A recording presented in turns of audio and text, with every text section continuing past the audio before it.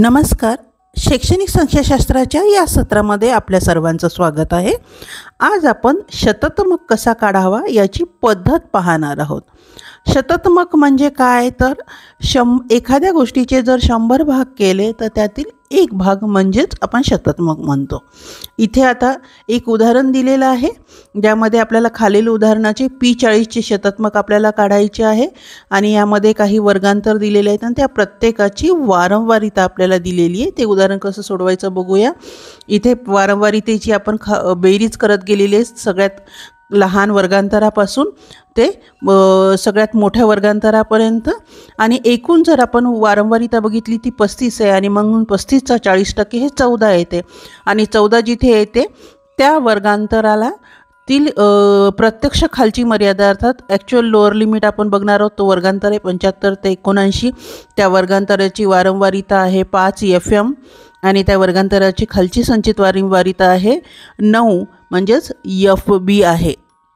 आणि या एकूण वर्गांतराचं जर आपण अंतर बघितलं तर ते अंतर आपल्याला I अर्थातच 5 आपल्याला दिसून येते. अशा पद्धतीनं या वर्गांतराची आपण पूर्ण वर्गीकरणामध्येच किमती काढून घेऊ शकतो. इथं सगळ्या किमती लिहिलेल्या आहेत आणि इथे सूत्र दिलेलं आहे P40 बरोबर L अधिक P भागिले 100 गुणिले N वजा FB या पूर्णला भागिले FM आणि पूर्णला गुणिले I असं हे सूत्र आहे. आणि इथे आपल्याला किंमत माहिती आहे P गुणिले N भागिले 100 14 आहे, FB 9 आहे, FM 5 आहे, I 5 आहे आणि L 74.5 प्रत्यक्ष खालची मर्यादा. आता ह्या किमती आपण सूत्रामध्ये जर ठेवल्या तर 74.5 अधिक 14 वजा 9 भागिले 5 या पूर्णला गुणाकार 5 आहे.